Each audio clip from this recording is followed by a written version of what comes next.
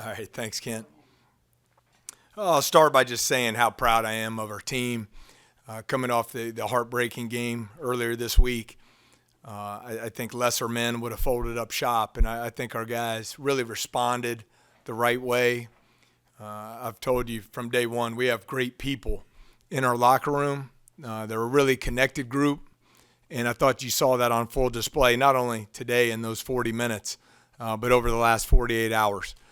So incredibly proud of our players for their response and finding a way to get the win here today. Appreciate all our fans coming out, not only in support of our players, but it was great. The celebration of Coach Dale Brown and the 40th anniversary of the '86 Final Four team. Really a special moment in the history of LSU basketball. You had former players fly 30 hours from Serbia to get here.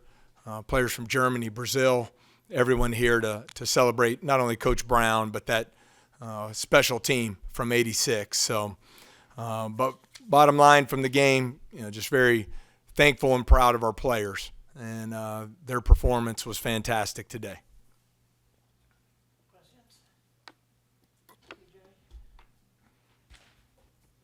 Obviously, start off saying how proud you are of your players. I guess, do you think all those losses earlier sort of helped mold this team into being able to handle that kind of adversity?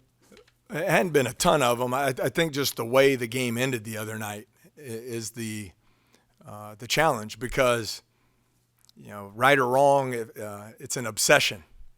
These players, coaches, you put everything you have into it. You want to get the result that you desire, and to not finish the game in that fashion is gut-wrenching.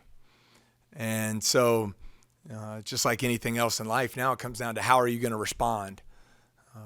Your family, they're watching. Your people you look up to, they're watching, to see how you're going to respond when the adversity hits. And so I think that's, where it just speaks to our players. I told you it's no one wants to hear this part, but we got better this week. We got better. Our team improved. We didn't get the result we wanted in our last game, but we got a lot better. And you saw that today. We've been turning the ball over too much. We only had 7 turnovers today. We won the turnover battle by 5 for the first time in league play. We had 16 offensive rebounds. We won the glass. We did a good job, even though it was some long possessions against the zone and people were probably getting anxious. It allowed us to control the tempo of the game. And our guys make 10 threes at 39%. So, I thought we just got better as a team this week, and I was happy for our players. They got the result that they desired here today. Hey, Coach. Great win. Was there any sense of concern or panic when Mike picked up those 2 early fouls? Well, it's a good question. First off, really proud of Mike. He had a tremendous impact on this game today.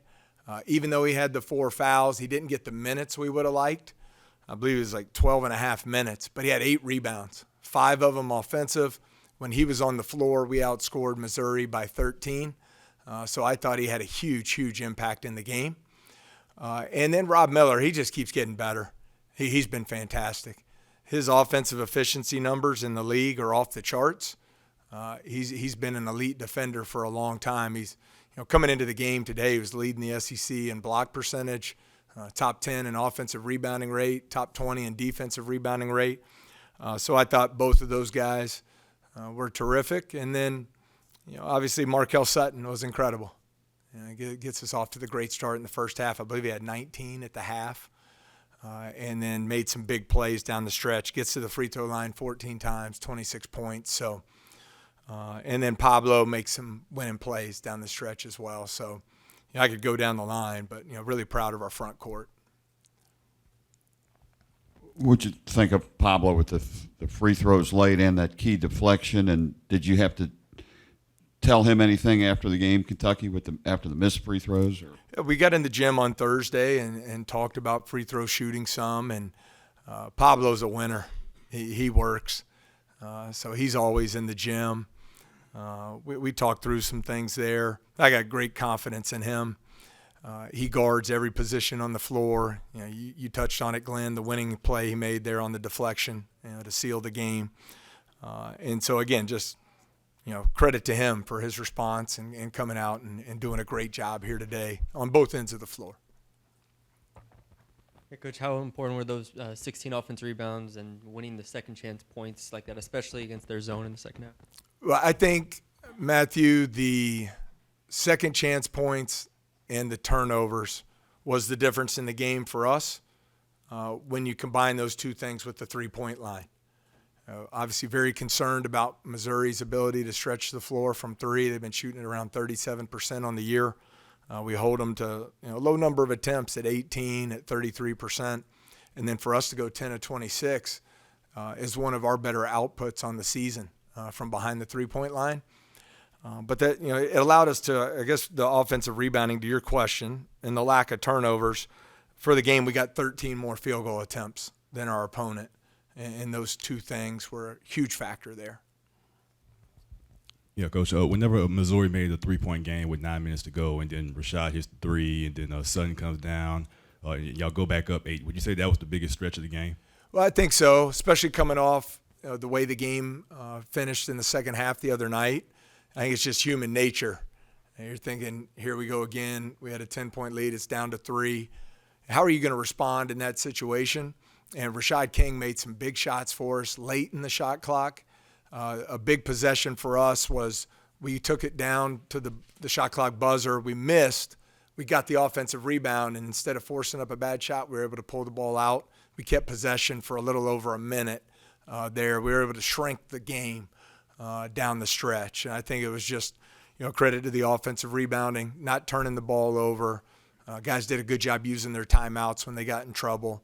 But I definitely think, to your question, you saw the experience of Markel and Rashad step up in big moments there for the team. Coach, did you get a chance to talk to Dale Brown before the game today, and what's that relationship been like with him since you've been at LSU? Well, I got to go to an event last night with Coach Brown. He's been incredibly gracious to me. I've shared the story before. I was an 11-year-old kid growing up near Knoxville, Tennessee, and my dad took me to watch LSU and Tennessee play. And Chris Jackson, now Mahmoud Abdul-Rauf, had 49 points in the game. And I became a LSU fan from that point on. And so, as a young coach, I have Dale Brown's organizational handbook that he wrote 30, 40 years ago. And so it's really a great privilege to get to spend time with him. His storytelling about not only his experience here, but the impact of John Wooden on his life. And, it's very inspiring for me as a coach when you see how much it means to his former players. As I mentioned, Jose Vargas, who was on that team, came back from Brazil to be here for this. Zoran from Serbia, Taylor from Germany, because of not just because of their great experience here, but because of the impact Coach Brown had on their lives. And so it's really special to see how much he means to them as a young coach, and you want to hopefully have that same type of impact on players as you go through your career, as Coach Brown impacted hundreds and hundreds of players. So he's an amazing man. After getting this first conference win for you or just the players, do you think there's any sense of not relief, but just you can relax a little bit, you're good enough to do it? Not to interrupt you, I apologize. But no, we have to keep getting better. Not to keep harping on it, but we found out, character gets revealed in some challenging times. And our guys responded in great fashion. It was really neat for me as a coach to see them all huddled up around Max for the post-game interview on SEC Network. It's a really close-knit group, very connected, all about the right things. I've said it before in here. I grew up near watching Pat Summitt, and she always said you win in life with great people. And I believe that to my core, try and factor that into everything we do. We have great people in our locker room. I'm not surprised at all by their response today. I knew they'd be locked in and ready to go, and really proud of the result they got. Now we got to keep building. We got to get a lot better and keep improving as we go hit the road here in league play now. Anything else? All right. All right. Thank you. Hope everyone has a great Saturday night.